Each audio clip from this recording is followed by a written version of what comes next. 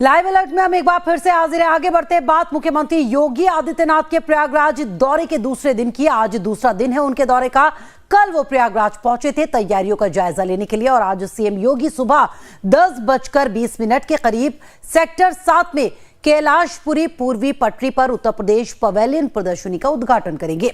फिर कल उसके बाद कला कुंभ प्रदर्शनी का शुभारंभ करेंगे मुख्यमंत्री योगी आदित्यनाथ। इसके साथ ही सीएम सेक्टर 3 में डिजिटल कुंभ अनुभव केंद्र के सेक्टर 21 में कॉन्क्लेव में हिस्सा लेने वाले हैं, जहां पर 1 घंटे तक वो रहेंगे और उसके बाद फिर दूसरे कॉन्क्लेव में शामिल होने के लिए सेक्टर 3 में संगम तट पर जाएंगे। दोपहर में मेला प्राधिकरण में भोजन प्रसाद ग्रहण करेंगे और सीएम ने दौरे के पहले दिन फाइनल तैयारियों को देख लिया था। योगी आदित्यनाथ साधु संतों से भी मिले थे। सीएम ने क्रूज से संगम क्षेत्र में तैयारियों का भी जायजा लिया था। इधर सीएम योगी का जो कार्यक्रम है वो क्या है बता देते हैं आपको। उत्तर प्रदेश पवेलियन प्रदर्शनी का उद्घाटन करेंगे मुख्यमंत्री योगी आदित्यनाथ। कला कुंभ प्रदर्शनी का शुभारंभ करेंगे। सेक्टर 21 में कॉन्क्लेव में हिस्सा लेंगे। सीएम योगी कॉन्क्लेव में 1 घंटे तक रहेंगे।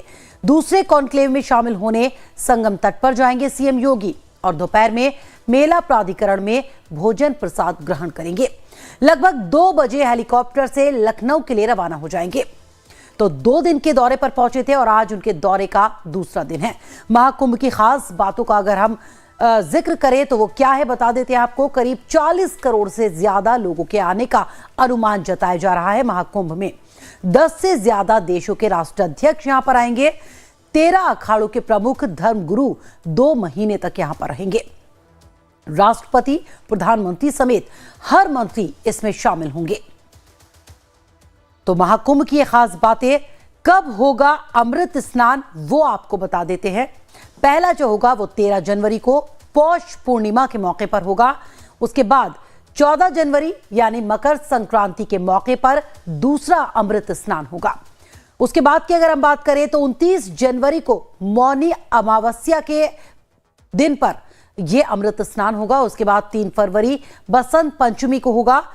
उसके बाद 12 फरवरी को माघी पूर्णिमा पर होगा अमृत स्नान और फिर 26 फरवरी को महाशिवरात्रि के मौके पर अमृत स्नान होगा। यानी 6 ये स्नान जो कि बेहद महत्व रखते हैं महाकुंभ में। आस्था का सैलाब 2025 प्रयागराज पूर्ण महाकुंभ, अनुमान 40 करोड़ श्रद्धालु के आने का। प्रयागराज की अगर हम बात करें तो 2019 में अर्धकुंभ में 5 करोड़ श्रद्धालु पहुंचे थे, लेकिन इस बार 40 करोड़ श्रद्धालु के आने का अनुमान जताया जा रहा है। तो बता दें आपको 2025 में प्रयागराज में 40 करोड़ श्रद्धालु के आने का अनुमान जताया जा रहा है। बड़े पैमाने पर लंबे वक्त से तैयारियां की जा रही है महाकुंभ की। वहीं अब से थोड़ी देर पहले सीएम योगी आदित्यनाथ ने महाकुंभ के लिए आकाशवाणी के नए रेडियो चैनल का शुभारंभ किया। मुझे याद है हम लोग बचपन में आकाशवाणी के माध्यम से उस समय प्रसारित होने वाले रामचरितमानस की उन पंक्तियों को बहुत ध्यान से सुना करते थे। समय के अनुरूप तकनीक बदली, बढ़ी, लोगों ने विजुअल माध्यम से भी, दूरदर्शन के माध्यम से सचित्र उन दृश्यों को देखना प्रारंभ किया। बाद में निजी क्षेत्र के भी तमाम ऐसे चैनल आए,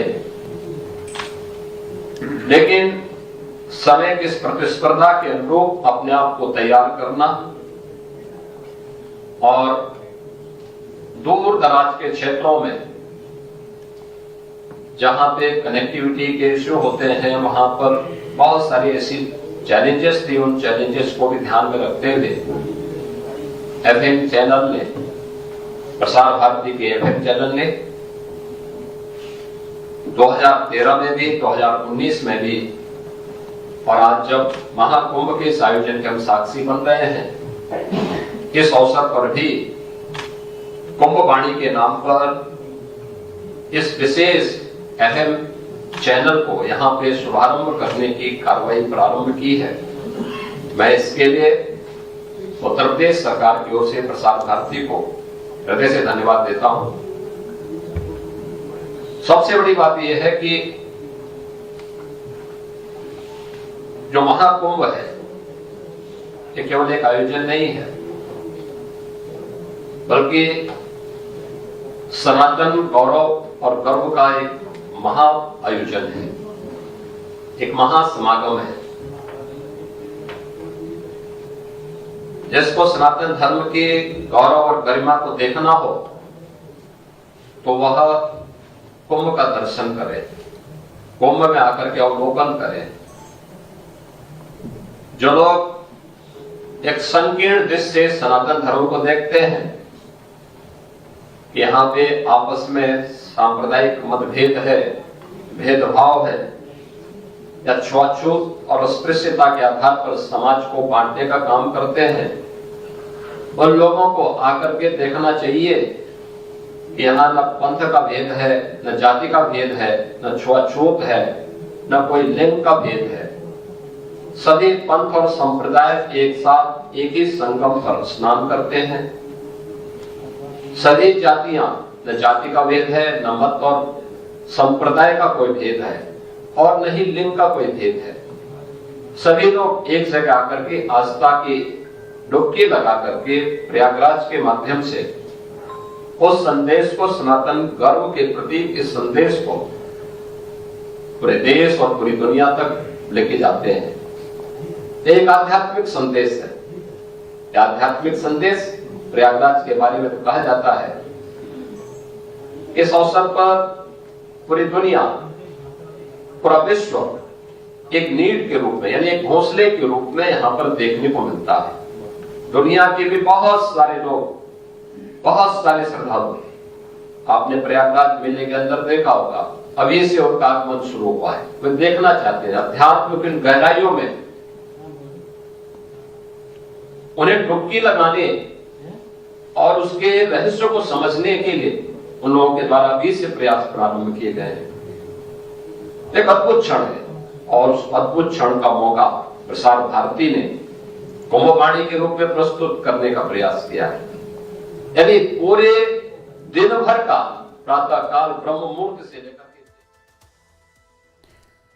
और मेराज अहमद मेरे सहयोगी जानकारी के साथ जुड़े हुए हैं। मेरे साथ प्रयागराज से मेराज, आकाशवाणी के नए रेडियो चैनल का शुभारंभ करते नजर आए मुख्यमंत्री योगी आदित्यनाथ।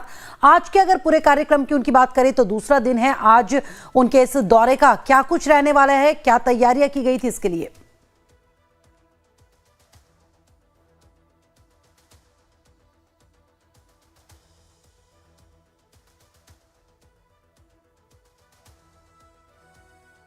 लगता है संपर्क हमारा नहीं हो पाया मेरे सहयोगी से, एक बार फिर से बातचीत करने की कोशिश करेंगे। बता दें आपको कि कला कुंभ प्रदर्शनी का शुभारंभ करेंगे मुख्यमंत्री योगी आदित्यनाथ। सेक्टर 3 में संगम तट पर जाएंगे सीएम, यूपी पवेलियन प्रदर्शनी का उद्घाटन करेंगे। कई कार्यक्रमों में आज शिरकत करने वाले हैं मुख्यमंत्री योगी आदित्यनाथ। बता दें आपको कि दूसरा दिन उनके प्रयागराज दौरे का, महाकुंभ की तैयारियों का जायजा लेने के लिए मुख्यमंत्री कल यहां पर पहुंचे थे। कल अधिकारियों के साथ उन्होंने बैठक भी की थी, तमाम तैयारियों का जायजा भी लिया था। तो मेले की सुरक्षा की अगर बात करें हम तो 60,000 जवान तैनात किए गए हैं मेले की सुरक्षा के लिए। 37,000 पुलिस कर्मियों की तैनाती की गई है। 10,000 अधिकारी तैनात किए गए हैं। 14,000 होमगार्ड की तैनाती की गई है। 3,000 महिला पुलिस कर्मियों को तैनात किया गया है महाकुंभ के लिए। इसके अलावा 250 महिला पुलिस अधिकारी, 20 company PSC, 45 company paramilitary RAF और 7,000 फायर सर्विस के जवान लगाए गए हैं यहां पर मेले की सुरक्षा में। मेराज मेरे सहयोगी जुड़े हुए मेरे साथ लगातार। मेराज, महाकुंभ की तैयारियां जोरों शोर से की जा रही है लंबे वक्त से। बैक यानी उल्टी गिनती शुरू हो चुकी है, तो इस वक्त क्या कुछ चल रहा है? मुख्यमंत्री भी पहुंचे हुए, उनके दौरे का दूसरा दिन है आज, तैयारियों का जायजा लेने के लिए वो यहां पर है।